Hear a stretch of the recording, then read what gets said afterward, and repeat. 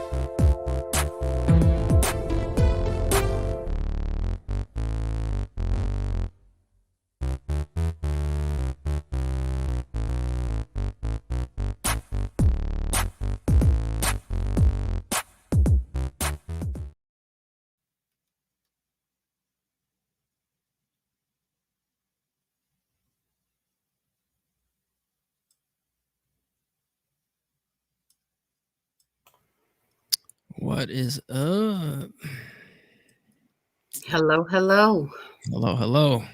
Back again every Tuesday. We At stay 9 p.m. 9 p.m. Back at ya. Black at ya. So yeah, we're gonna be getting into it, family.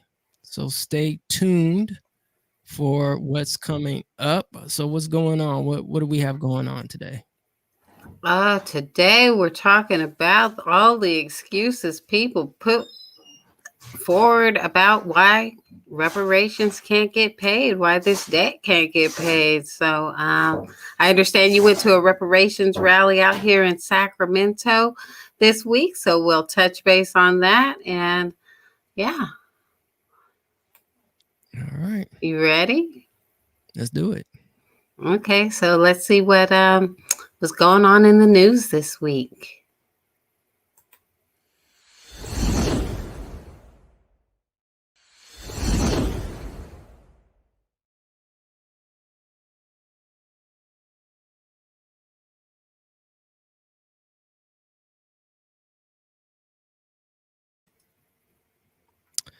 All right. So deadly gunfire at airport. Taliban insist on U.S. pullout date. In Kabul, Afghanistan, a firefight outside Kabul's international airport killed an Afghan soldier early Monday, highlighting the perils of evacuation efforts as the Taliban warned that any attempt by U.S. troops to delay the withdrawal to give people more time to flee would provoke a reaction. The shooting came as the Taliban moved to shore up their position and eliminate pockets of armed resistance to their lightning takeover earlier this month. The Taliban said they retook 3 districts north of the capital seized by opponents the day before and had surrounded Panjshir, the last province that remains out of their control. Afghanistan security forces collapsed in the face of the Taliban advance despite 20 years of Western training and assistance. Since then, tens of thousands of Afghans have sought to flee the country, fearing a return to the brutal rule the Taliban imposed the last time they ran Afghanistan. That has led to chaos at the airport in Kabul, the main route out of the country. So there's been a lot of talk about how much that our occupying Afghanistan has been costing. I see a price tag of $300 million a day. So does our pulling out mean that that's going to free up, some money for other things like reparations? Sounds like it to me. All right. What else is going on? Let's see. Our least favorite governor recall candidate, state officials open investigation into whether Larry Elder failed to disclose income sources. California regulators have launched an investigation into whether recall election gubernatorial candidate Larry Elders failed to properly disclose his income sources as spokesman with the Fair Political Practices Commission confirmed on Sunday. Elder, like all candidates for public office, was required to file a public statement of economic interest that discloses some of the aspects of his personal finances, including stocks, gifts, real estate that he owns, and sources of income. The document is supposed to show the public whether a candidate for office would have conflicts of interest in his or her decisions. Elder's initial filing was only 2 pages long and only showed income from Lawrence A. Elder and Associates, Inc. A Times article earlier this month first reported that Elder likely failed to properly disclose his finances because he appeared to own the company, meaning he was also required to report ownership of the business as well as income sources to the company above certain amounts. Oh, okay. Looks like we have some vaccine news. So, Louisiana universities will mandate COVID-19 vaccines following Pfizer FDA approval, which recently got approved, I believe a couple of days ago. So, let's see here. Following yesterday. Well, there you go. Boom. Following Monday's full FDA approval of the Pfizer vaccine, Louisiana will now begin to in-state vaccine and COVID-19 testing mandates. The approval marks a significant shift in the nation's approach to vaccination. With Pfizer's new status, organizations like colleges, hospitals, and companies can now require the vaccine. Louisiana is currently seeing one of the nation's largest COVID-19 surges with 4,665 daily average cases and 2,672 daily hospitalizations, according to the New York Times. Only 40% of the population is currently vaccinated. The University of Louisiana system will immediately add the vaccine to the list of immunizations required of its 90,000 plus students. Spokesperson Cami Geisman said the UL system, which includes 9 campuses, will require students to provide proof of vaccination or opt-out paperwork. In the case of vaccine exemption, in order to register for classes between October 1st and November 22nd, according to Geisman.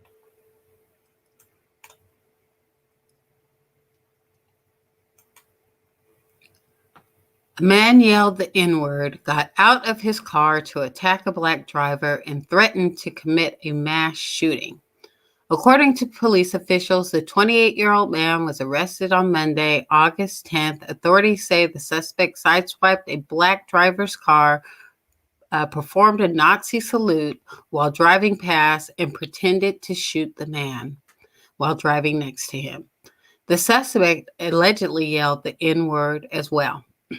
His name is Jordan Patrick Leahy, and he allegedly stopped his car at the intersection, stepped out, and approached the other man's car aggressively. Leahy punched the black driver in the chest. The black driver put him in a submission hold. When the police officers arrived on the scene, the suspect allegedly told them he got out through the Nazi salute and wanted to fight a random colored person. The suspect could be heard saying on body cam footage that he wanted to commit a mass shooting of 60 to 70 people by shooting victims in the face, then die by suicide by shooting himself in the throat. Deputies said the suspect stated killing people would be the most fulfilling thing he would experience in life. Wow, mental issues. Senate passes bill recognizing August 11th as Hip Hop Celebration Day. August 11th is officially recognized as Hip Hop Celebration Day by unanimous consent. The U.S. Senate passed Senate Resolution 331, designating the date hip hop was born at the DJ Kool Herc hosted Back to School party. Back to pool party, haha. Back to school party, that's cool, being positive, in the Bronx as a national holiday. August is now Hip Hop Recognition Month, recognition,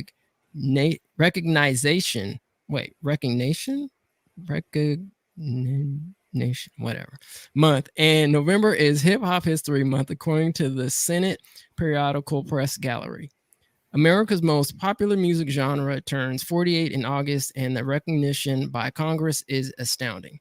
The bill to celebrate hip hop nationally was sponsored by Senate Majority Leader Chuck Schumer and co-sponsored by California Senator Alex Padilla and Louisiana Senator Bill Cassidy. The text within the resolution of the bill via Congress, Governor states, the Senate recognizes the contributions of hip hop to art and culture. The Senate also encourages senators to plan appropriate activities that support the objective of the Back to School Jam of August 11th, 1973, and encourages local governments in the United States to build partnerships with local hip hop entities and other members of the creative arts and music communities. So that bill got pushed right through. I didn't even know about it, and we certainly didn't have to do any advocacy work around it. But, Hip Hop Month, Hip Hop Appreciation Day, and Hip Hop History coming up in November. That's great. All right. So what would a week be without a Karen incident? Let's see what happened this week. Let's do it.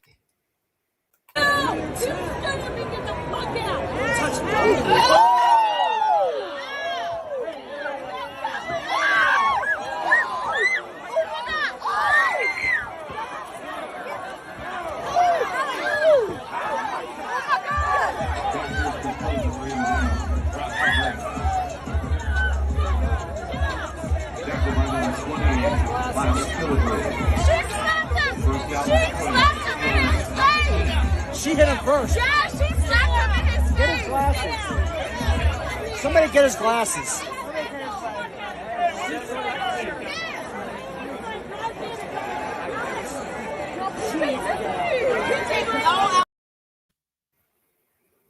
All righty then. And that is in the news.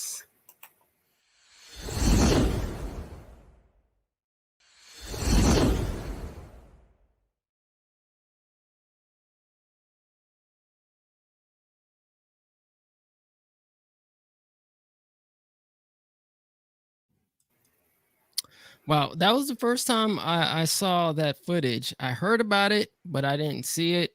And now we saw it. Well, at least I saw it. And yeah, she was totally in the wrong. How would you have handled that differently? Or would you have handled that differently? I'd have to watch the video again. Look, I'm not going to say what I would have done. I just have to base it on what the evidence is, right? And she hit him first, so he has every right to, protect himself, basically. And that's what he felt like he needed to do. And then her boyfriend jumped in the battle, and well, he just got handled. So it was her fault. As a matter of fact, what her boyfriend should have done, or her husband, or whoever that male figure with her should have done, should have said, look, you need to sit down and you need to chill out. Okay, that's what you need to do. Because she was on a Karen phase, and for your Me Too people, this is no disrespect anything, because I'm not disrespecting the Me Too movement or feminists or anything to that nature. But sometimes this is what we're talking about in terms of understanding the different, how can I put it? I'm just saying, when people need to understand where they just need to be in their place, right? And she was just totally in the wrong, and she hit the brother, and the brother was like, what am I supposed to do now? You just straight up slap. We're at a game chilling and you just slap me. So I don't want this whole show to be about you just slap me. Now I gotta do what I feel like I need to do. It sucks, because it's just like, how do you get ready for that? I mean, I don't know. I mean, it's just like, well, we have to like start just getting ready. What is the saying? If you stay ready, you ain't got to get ready. Thanks. If you stay ready, you ain't got to get ready. I mean, is that going to a football game? I mean, is this how we're going to have to be from now on, or going to any sports activity? Yeah, we'll see. I mean, maybe people just need to stay home, stay in quarantine a bit longer if you don't know how to act. But I got that footage off Twitter, but one of article that I saw floating around, their headline was, black man punches white woman at Steelers game. And, the headline was, kind of, I mean, I guess that's what happened, but it was out of context because she hit him first. He was defending himself. And everybody in the comment section was saying, oh, I'm so glad that, that someone was recording and that they had a camera on this, or else we'd be hearing a whole different story right now. Well, yeah, because in actuality, the headline should have said, if it was factual and just, as we believe on this program, facts over fiction, is that a white woman slapped a black man. And if they wanted to say, and he punched her back, then that's what happened. But no, obviously, according to what you were saying, now I haven't seen the article, but if that was the headline, then that newspaper or news source is totally inaccurate. Mm-hmm. Agreed. All right. So, the show today, we're talking about reparations excuses, why it can't get paid, everybody's revelations on anti-reparations. So where do we start here? Yeah, I guess we're just going to kind of go through and figure this one out. If anybody in the comments wants to put their 2 cents to dollar bills in the comments, please let us know, because we don't know everything. We're just bringing information, and this is it. So one of the reparations excuses is, reparations is too expensive. I don't know if you've heard that before, but I have heard that one. We can't pay it, and we can't pay it. I don't know what we're going to do. Too expensive, people, too expensive. Well, I mean, it's funny because the financial position of the United States, and this article was written, I believe, towards 2014, is actually, we do have a caller in the building. So hold on a second real quick before we get to this article.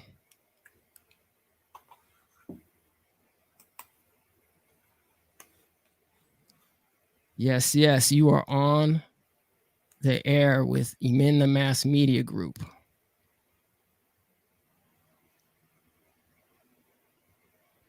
All right, maybe not. All right, caller. Well, when you're ready to get in, I guess just let us know. Raise your hand. All right. So in the interim, we're gonna go back to the let's see, we're gonna go back. Yeah, so the financial position of the United States includes assets of at least 269.6 trillion, which is wow, 1,576% of its GDP, and debts of 145.8 trillion to produce a net worth. Now, this is a net worth, family, of at least 123.8 trillion. And this was back in 2000, quarter 2014, 2001. So it's very interesting. And if anybody wants more information on that, you know, do your due diligence, do your research. And okay, somebody is trying to call in. I believe it's Chris. He couldn't access the link. All right, so let's see. Hopefully, let's see if we can get Chris in here. Let's see if we can. Okay. Okay, I think Chris is still trying to get in. All right, man. If you're there, you can hear us. You know, call us. Oh, wait, hold on a second. We're gonna get you, fam. We're gonna get you, fam. We got you. All right, man. You there? All right, so you are unmuted. So I don't know if you could. You want to say something? Hello. All right. All right. Well, you're trying to get Chris. I'll go through this next slide here. Looks like Germany started making reparations payments to Holocaust survivors back in the 1950s and continues making payments today. Some 400,000 Jews who survived the Nazis were still alive in 2019. That year, Germany paid $564 million to the Claims Conference, which handles the payments. In Germany, the reparations program is called the Wiedergutmachung, literally making the good again. According to the 2006 book, The Handbook of Reparations, in Israel, it's simply called Shilimin, the payments. The book called Germany's efforts the largest, most comprehensive reparations program ever implemented. Germany's reparations work went beyond money. It included a commitment to ongoing truth-telling and outlawing the Nazi Party. Sarah asked her real name not be used. Her story gives a small window into reparations complexities. For many, the money helped them out of poverty. For Sarah, the money offered was minimal. The decision to accept it, anything but straightforward. All right. I think Chris is still getting in, but we will continue the program. And Chris, your mic is open. So whenever you want to chime in, you can chime in if you're able to. All right. So some suggestions for how to handle reparations include direct cash payments to Black Americans who are descendants from former slaves. Others include a combination of financial assistance and social programs aimed at benefiting the Black community, including affordable housing, education programs, and free college tuition, as well as grants for housing and Black-owned businesses to help ensure long-term economic success for Black Americans.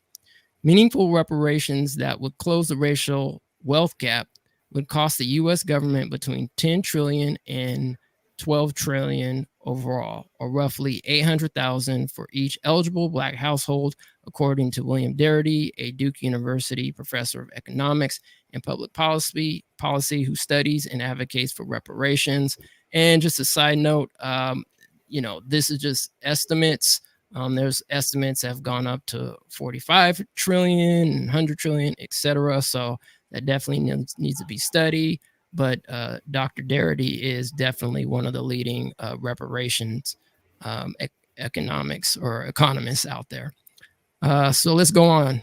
Another public policy professor, the University of Connecticut's Thomas Kramer, has estimated a fair cost could be as high as 19 trillion, taking into account the amount of free and involuntary labor derived from millions of slaves 24 hours a day, 365 days a year, dating back to the United States inception. To opponents, reparations would simply cost the federal government too much money.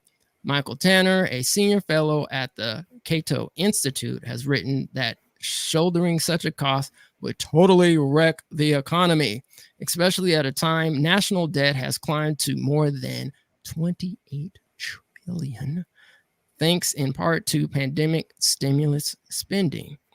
So-called baby bonds, which would provide every child a government-funded savings account at birth, are seen as an alternative to reparations and come with a lower price tag.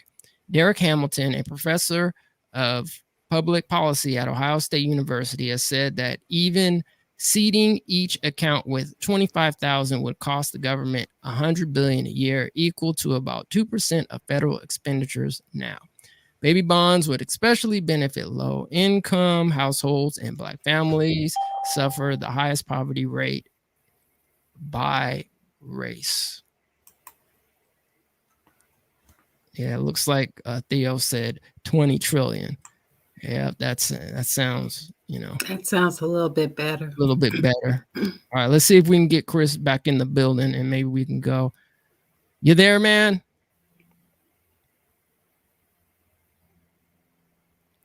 All right, so let's see.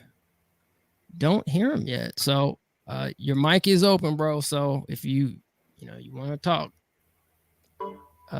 come through. Where you at, Chris? Where you at, man?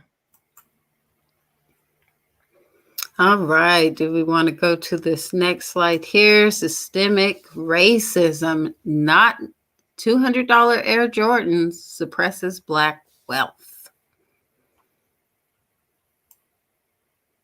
Yep. All right. You know what? See, this was just my bad. See, family, we had this all organized and I was ready to go, but I'm trying to get my boy Chris in the building. So let's just kind of put this in the context here. We're gonna get it right. We're gonna get it right. Okay, so another naysayer is that ding ding ding. Black people are going to spend money crazy like buying a bunch of Air Jordans and give it right back to the system. All right. So thank you, Miss Kim, the queen in the building, for keeping the show going. And as usual, putting on that production, that producer hat. Shout out to Kim. All right. So it's a common misconception. Black people would be wealthier if they just didn't spend so much on clothes, sneakers, and cars. Like so many other misrepresentations when it comes to Black people and how they spend and save, stereotypes supplant substantive analysis.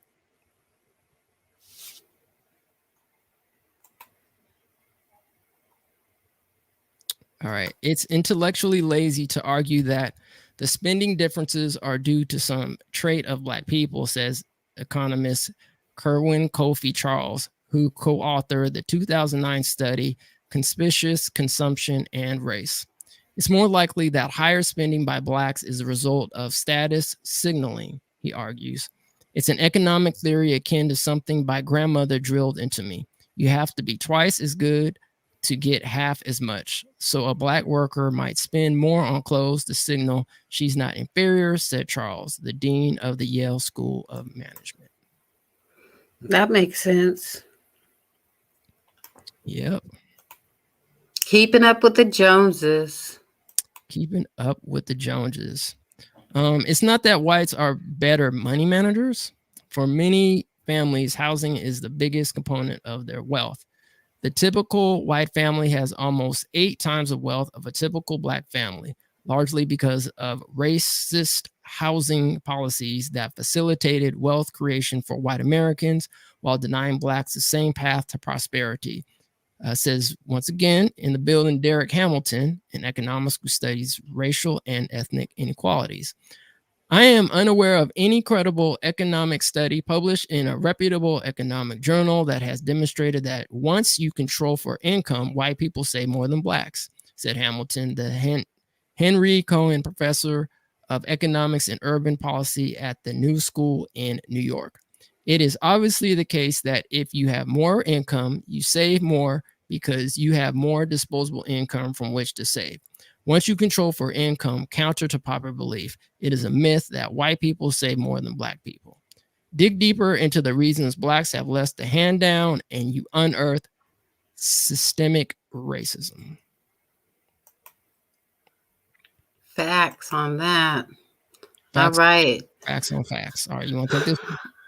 Yeah, I'll take it. Our economy doesn't translate labor market success into wealth the same for blacks as whites. Even among blacks with college degrees, black households headed by a college graduate have less wealth than white households headed by someone who dropped out of high school. Noted by Derek Hamilton, an economist who studies racial and ethnic inequality. If anything, many Black people are super savers when you take into account the network of kinfolk and friends they assist financially. All right, so let's go to another thing where people make excuses. Man, slavery was so long ago. I mean, slavery was like way back in the days with the dinosaurs. So, we'd have to like go back with the Tyrannosaurus Rex and, ride one of them Tyrannosaurus Rexes and dig up some bones of our ancestors to even remotely find out who was enslaved in this country called America. So, wow, Peter Mills could have been the last living surviving enslaved African American, Black American foundational person here in America. The death of Peter Mills was September 22nd, 1972. That's less than 50 years ago. Yep. Yeah. Well, even if slavery was a long time ago, that's neither here nor there. They're the ones who, and not there, but, this bill or this debt has not been paid. They could have started paying it a long time ago. I mean, just because here we are in 2021 and this debt hasn't started to get paid down, what does that even mean? Yeah. Excellent point. Regardless if it was in 1972, or, Right. So you just keep kicking the can down the road so you don't have to pay? Nah. 72 AD to 1972, whatever the case may be, this needs to be addressed. Okay. What are some other baseless excuses that we have? Another one is my ancestors weren't slave owners. Dun, dun, dun, dun. So we don't need to pay Black people reparations. All right. You want me to take this, or you want to? I'll go ahead and take it. A white immigrant's perspective on reparations. When I first heard of the concept of reparations as a high school student, I used my immigrant status to avoid taking any responsibility for the racial inequalities that exist in the U.S.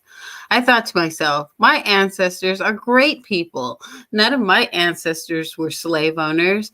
They weren't even Americans. They didn't do anything to cause racism, right? I sure don't want to uphold racism, but I didn't cause the problem, so why should I pay? But as I grew into my late 20s and with the help from anti-racist coaching, I started to become painfully aware of my privilege. I have since come to understand why it's important for me and all other white folks, regardless of family history or ancestry, to give reparations. So maybe my ancestors didn't own slaves. Maybe they were great people who resisted racist policies. It doesn't matter. I owe my economic well-being to my whiteness. I benefit no matter how much I don't want to from the oppression of Black people. Even the land I live on was stolen from indigenous people, specifically the Duwamish people. Why should we pay reparations? I don't want to live in a racist society. I don't want to be a colonizer.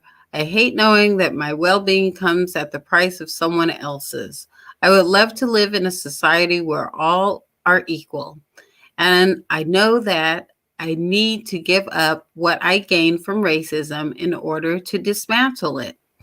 That starts with acknowledging that many things I have in my life, no matter how hard I worked for them, were made possible by my white privilege. This is why I need to pay reparations, and you do too. All right. So yeah, that's interesting. Do we have one more? I think we have one more on that before we jump. Yep. So without slavery, would the U.S. be the leading economic power? During the middle of the 1800s, cotton became the world's largest commodity. The cheapest and best cotton came from the southern United States. Edward Baptist argues in his new book, The Half Has Never Been Told: Slavery and the Making of American Capitalism, that the forced migration and subsequent harsh treatment of slaves in the cotton fields was integral to establish the United States as a world economic power. Slavery continues to have an impact on America in the most basic economic sense. Baptiste told Here and Now's Jeremy Hobson. We don't want to hear that at its roots. The economic growth depends to a large extent on slavery. Bum-ba-da-dun. There you go. All right, so let's see. What's another one? Okay.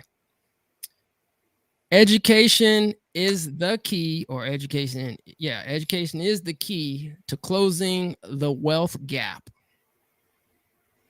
So what's up, Ken? You want to take this? Yeah, what are we looking at here? White households without a college degree still have more wealth than do Latinx and Black households with a degree. Median net worth by race, ethnicity, and educational attainment, U.S. 2016 chart. So it looks like the whites are up there at 98, almost 98K. Latinx at 77, 900. And then we have Black at 68, 200. That's household wealth. That is household wealth. And that's white people without a college degree versus Black people and Latinx with a college degree. Dun, dun, dun, dun. That's that generational wealth, why it's so important, why we're, fighting for our inheritance. Absolutely.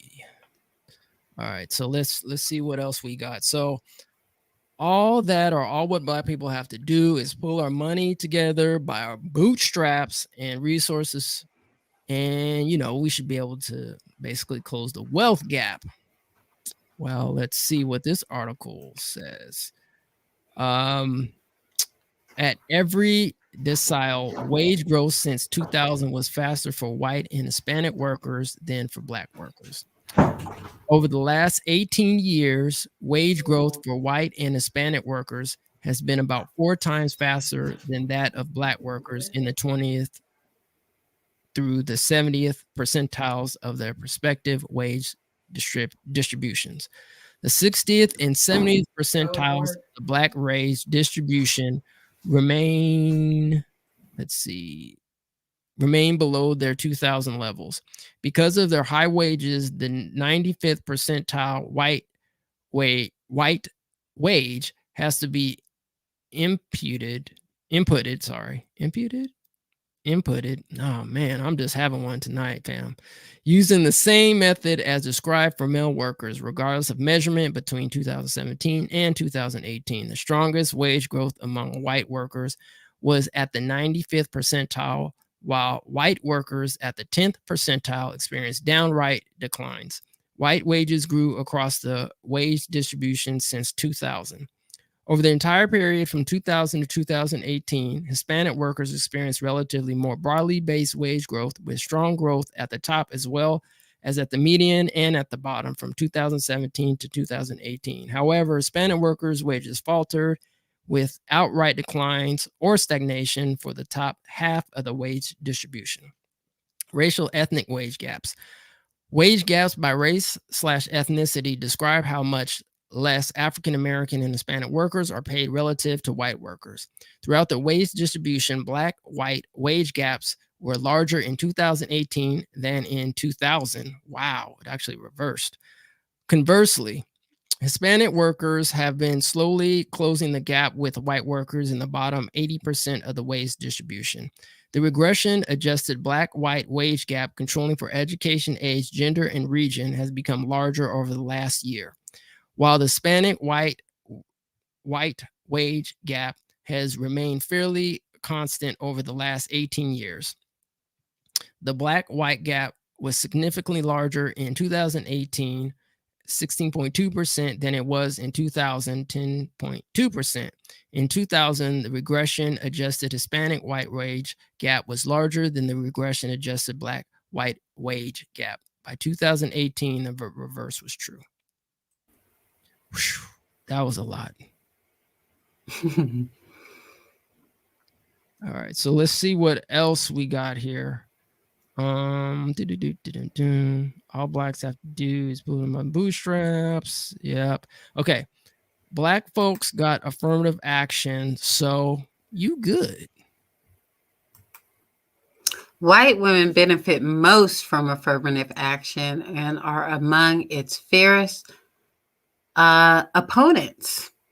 A 1995 report by the California Senate Government Organization Committee found that white women held a majority of managerial jobs, 57,250, compared to African Americans, 10,500, Latinos, 19,000, and Asian Americans, 24,600. After the first 2 decades of affirmative action in the private sector. In 2015, a disproportionate representation of white women business owners set off concerns that New York State would not be able to bridge a racial gap among public contractors. A 1995 report by the Department of Labor found that 6 million women overall had advances at their jobs that would not have been possible without affirmative action. The percentage of women physicians tripled by 1970 and 2002 from 7.6% to 25.2%. And in 2009, women were receiving a majority of bachelor's, master's, and doctoral degrees, according to the American Association of University Women. To be clear, these numbers include women of all races. However, breaking down affirmative action beneficiaries by race and gender seem to be rare in reported data. Contrary to popular belief, affirmative action isn't just Black, it's white too. But affirmative action's white female faces are rarely at the center of the conversation.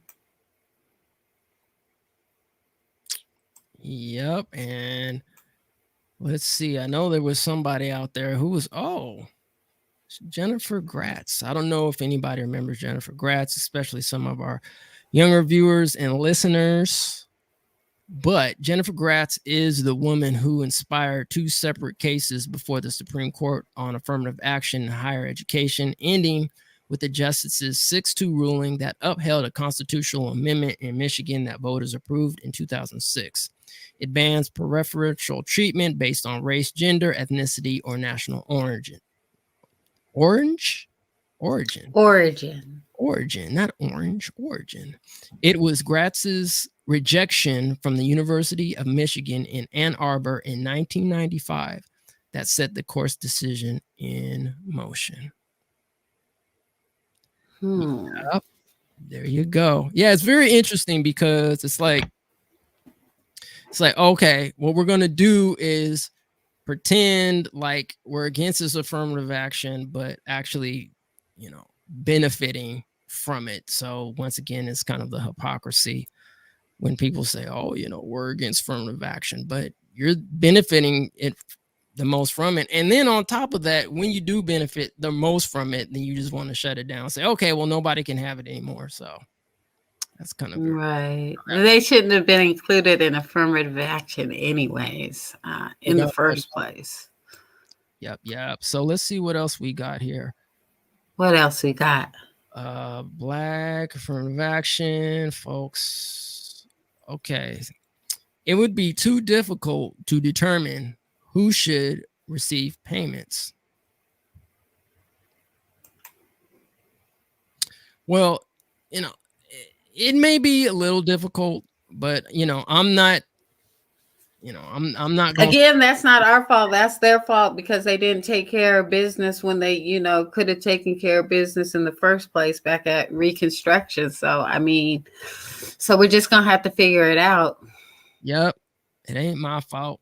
All right. But in any case, if you are willing to do the research to check for an enslaved ancestor, there's a couple of points that it looks like an article written by Franklin Carter Smith and Emily Ann Kroom says that, one, using your list of ancestral family members from the 1870 census, subtract 10 years from your subjects' 1870 ages to estimate their age in 1860.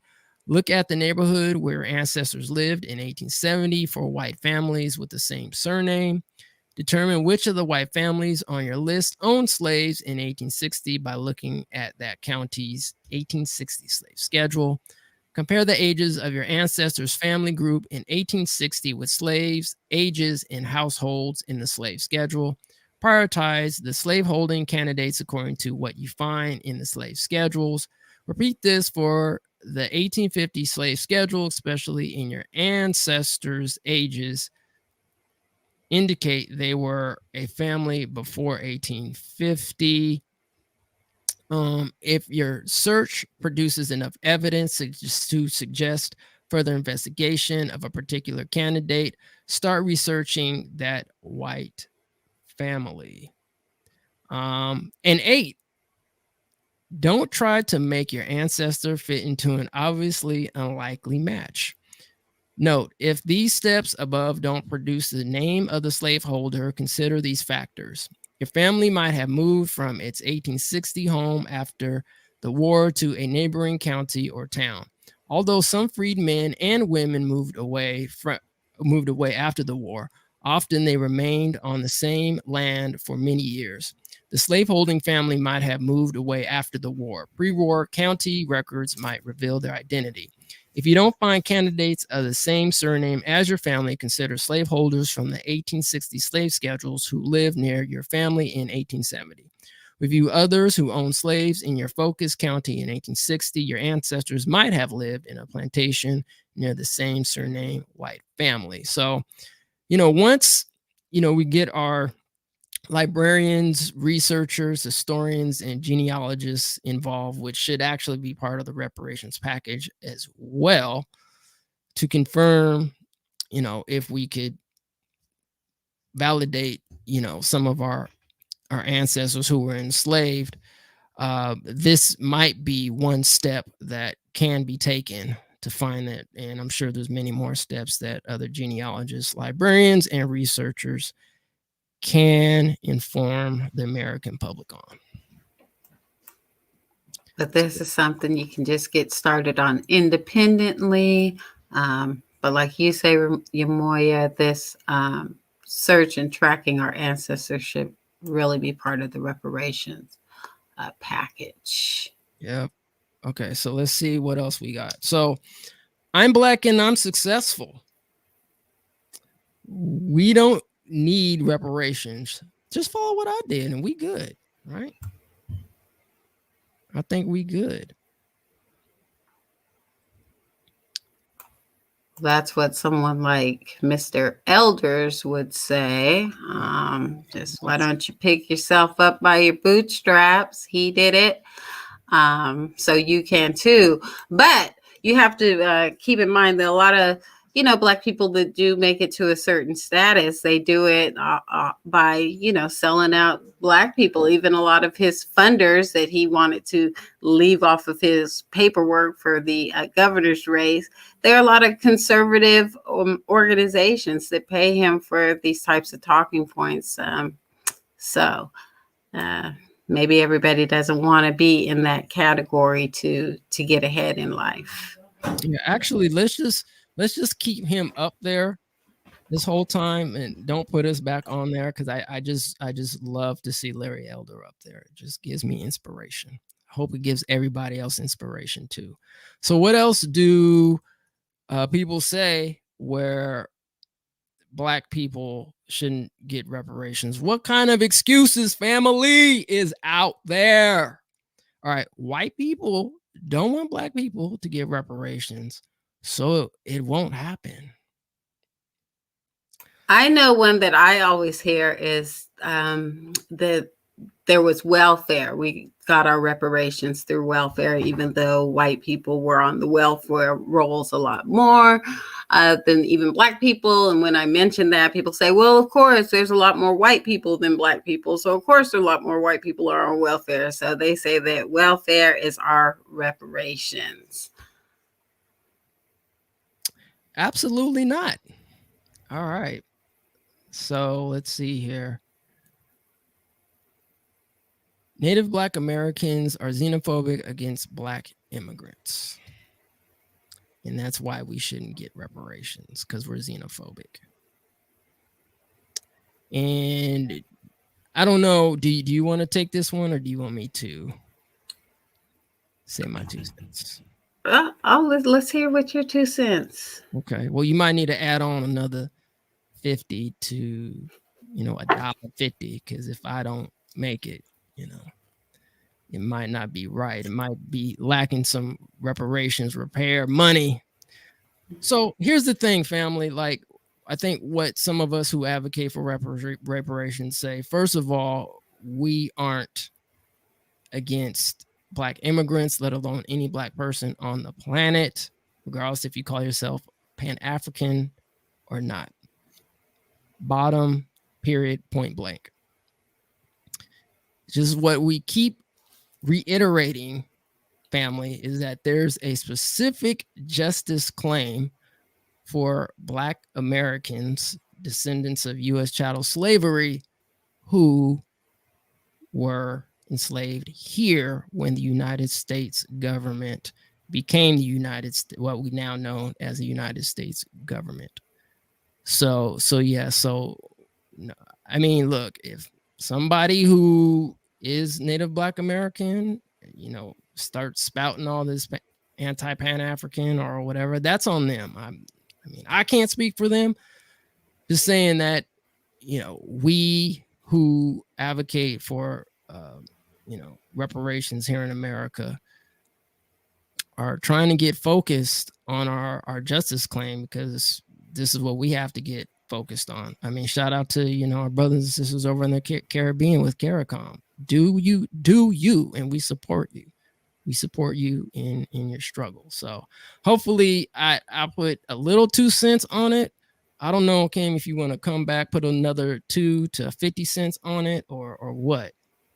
I mean, I'll add to that. I mean, I think you pretty much covered it with the specificity, and even with everything that we've lost, our heritage being stolen from us. We're just, trying to figure out who we are. So we need that specificity to do that and to unflatten Blackness. So it's nothing against, our brothers and sisters in the diaspora. It's just, we got to get our house in order here.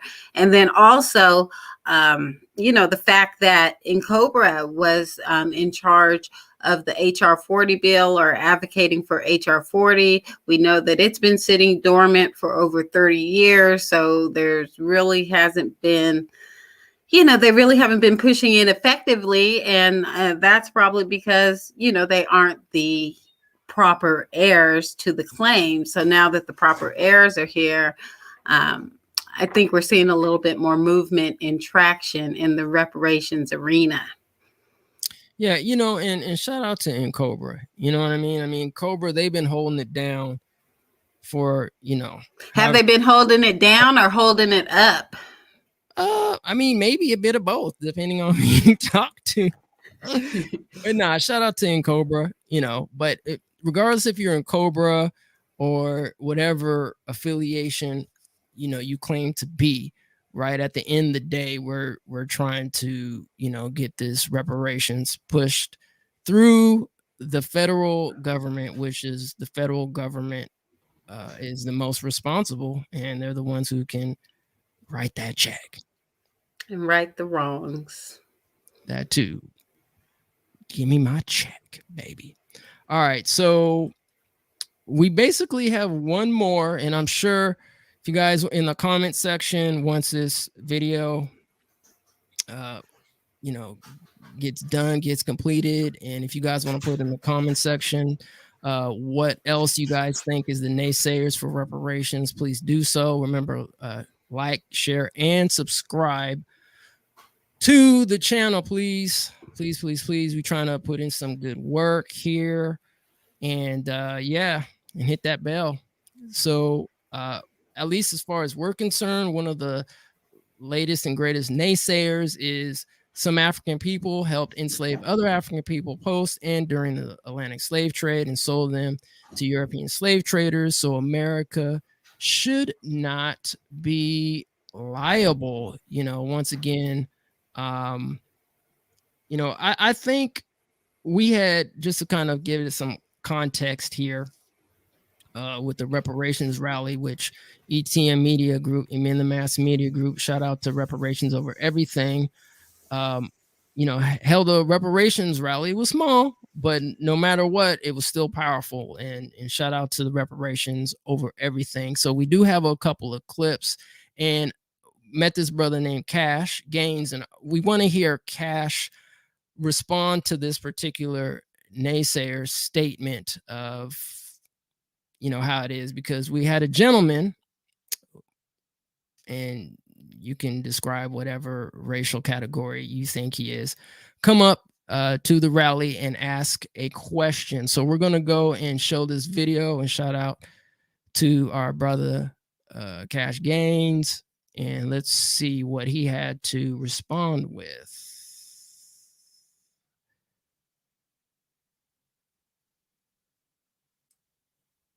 Oh, do I not have it? Oh, my bad. I thought we had it, but we don't have it. So sorry, family. I thought we added the video, but we have not added it. As a matter of fact, I'm going to go ahead and play another video where, let's see, our brother Information Man and Chris L were actually building out the rally. And let me see if I can go and pull that response that our brother Cash Gaines said. So let's go watch this clip real quick, and we'll be right back. Oh, you give me, you want to take it first? I'll take this. I got to think for a second. I'm not quick on my feet.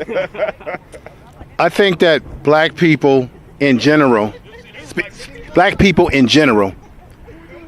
feel that reparations is a handout, that we associate it with we were slaves. So there are some black people who usually speak out against it. You got to look at what their status is. A lot of times they're upper middle class black people, very well to do. They got a 4-car garage. They're doing fine. Their bank account looks real nice.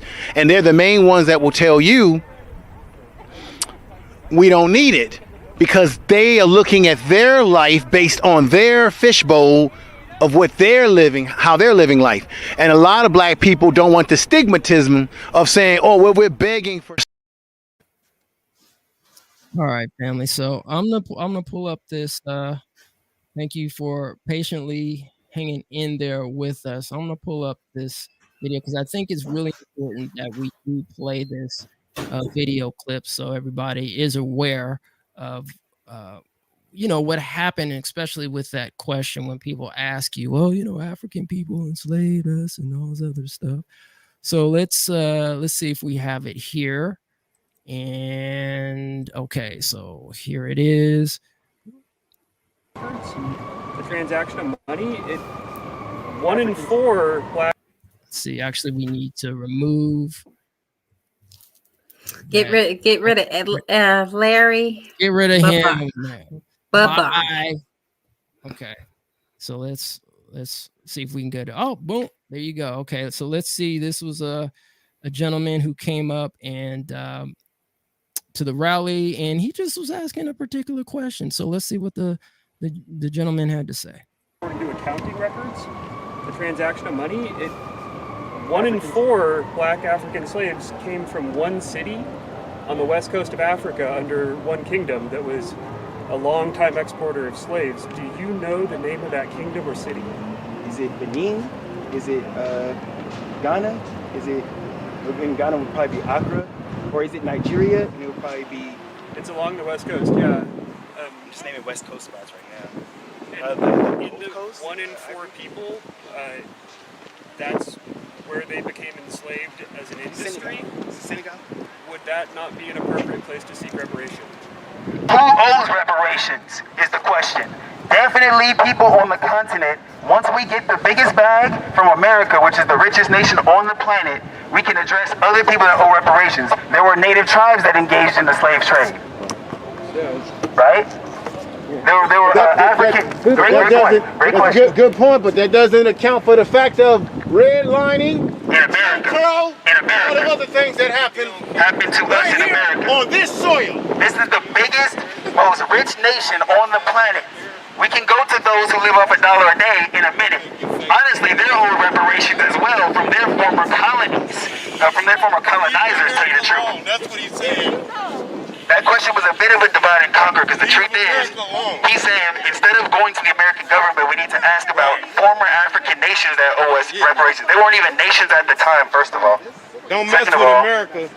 This is the biggest bag by far. Is the money that is owed to us that we built land-wise, that we built brick by brick here. Okay? But to be completely fair to his question, there are people on the continent that owe us reparations too, straight up. Right. We read about the great-great-grandfather of the Nigerian slave trader article that says that there are entire roads built from the enslavement of their own peoples that they did there. Churches built from enslavement. So those who are in power there now, even some of them on the return to Ghana, the trip that you can take back to Ghana, they charge black Americans twice as much to stay at the hotels. Come on. We don't need to be worried about Africa. We don't need to be worried about people that don't got enough to even pay us our check until they get their reparations from their former colonized peoples. We're owed it by the American government. That's the biggest bag. That's what's owed. 6.2 quadrillion. The whole continent ain't got that. So let's just keep it on who we actually owed. Who we actually owed. Well, there you go. You heard it from himself, Mr. Cash. No lies detected. So yeah, family. Right now we're working on, getting the full edit so we can get out there so everybody can watch and enjoy. And if you guys have, a reparations rally, in your area, go support it. If you can't make it out, then, support the platforms that are doing it, like in the mass media group that are just trying our best to keep it. I couldn't make it out to the rally this weekend, so I am so happy ETM was on the scene to capture and create all this content. It's very important to engage with the community, at every opportunity. Definitely. So we're going to play actually 1 or 2 more clips from. We showed you the clip from with that. It was a great build too, by the way, with Information Man. Shout out to Information Man show. If you guys are on YouTube and you're not familiar with Information Man, go to his channel, support him and what he's doing over there. And also our brother from another mother, Chris Lodgson. They had a great conversation there too. So that will be part of the video that will be posted hopefully this week. Don't know yet, but we're working on that and we're going to try to get it to you, family. All right, so let's actually play a couple more. And once again, shout out to Chris. Yeah, brother, you was holding it down out there too, man. So we definitely gonna give you your flowers too. You know what I mean? And let's play another clip before we get out of here, because it's about that time, and I know everybody wants to get their rest, their much needed rest. So here we go. We're gonna play another clip from our brother Cash. It's a quick clip from our brother Cash, when he talks about reparations. So here we go. What's up? My name is Cash, Cash Games, funny name for a reparationist, I know. We're out here in front of the California State Capitol in Sacramento, speaking about reparations for the Black American in the 21st century. Essentially, many people don't know this, but direct cash payments have been paid to survivors of other atrocities, but we never received our payment. Instead of getting our inheritance, we inherited debt. We inherited apartments. We inherited housing markets that went down in value as soon as we would buy a house in a neighborhood, and white flight, people in the neighborhood moving away from those houses as well. We inherited mass incarceration, essentially just a flipping of what enslavement was in America under the 13th Amendment, essentially. So, and also affirmative action being another thing that we thought was something that we've received, but now we understand the biggest receivers are white men and white women. So what we really need is the direct cash payments, our inheritance owed, our inheritance denied, as well as our 40 acres and a Tesla justice claim, something else I speak about often. But at the very least, just understand we're owed a check. And it's not just one check. I looked at the Holocaust reparations claim. They received lifetime payments as a part of their restitution. And understand that that was a 9-year atrocity. What we're talking about is multi-generational harm that's going to take a multi-generational healing approach. So I'm just talking about direct cash payments. I can't stress that enough. There's still protected class status. There's still our 40 acres and a Tesla claim. There's still people who want land grant options, people who want mineral rights options, who want an 800 credit score reset for all Black Americans. Like, there's so many different interesting perspectives for reparations, but I just keep it as simple as the direct cash payments that's owed to us for the work we already did. And let me be very specific.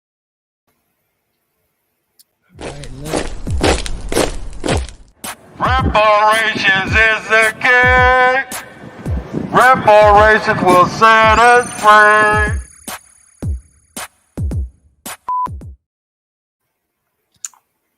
Yep. Spreading the word, getting the word out there. That's the important thing. Shout out to Kev, man. That's the first time I met that brother out there, man. Goes by reparations over everything, man. Shout out to that brother. All right. So I think we're pretty much ready to go and wrapped up. Queen, if there's anything else that you would like to say to the people before we just to join us on Friday. Oh, this one has not been updated, but this Friday, we were going to do this last Friday. I'm going to have a little watch and sip on the welfare system. Again, that's what one of the excuses I hear a lot about reparations is that we've already received welfare. I think this watch and sip that we're going to be showing on Friday, if you join us Friday, what time did we decide? I don't know, maybe 6, 7, 8-ish. Just stay tuned to ETM Media. All the information will be out there. But it just really shows that welfare was not put in place to help anybody. It was put in place really to keep us down. So reparations is the opposite of welfare. And I think that this program that we'll be showing on Friday, lays that out in detail. Definitely. And that by the way, family, is August the 27th, I believe, is August 27th, which will be this Friday. So it's going to be very informative. I hope everybody can watch and get their libation on and just come out, virtually and join us. We greatly appreciate that and appreciate everybody who's tuned in right now and who will be watching that. So once again, please like, share, and subscribe and hit that bell. Yes, and follow on all the social media channels. Right now, we've got information that we're gathering to get to the California Reparations Task Force on migration stories to California. So if your family has a migration story or you that you'd like to share, just go on over to CJEC, Twitter, or on Instagram. You can find the survey. Please fill it out and have your voice be heard by the California Reparations Task Force. And with that, we will, another way your voice can be heard this time is through the redistricting process, which is happening right now. Happens every 10 years with the census. This year, the city of Sacramento is giving the residents of the area a chance for their voice to be heard and help with redrawing some of the redistricting maps. I mean, it makes difference on the funding that comes to your community, so it's very important. So yeah, get involved with your redistricting campaign. You won't have another chance for another 10 years. And with that, we will see you next time.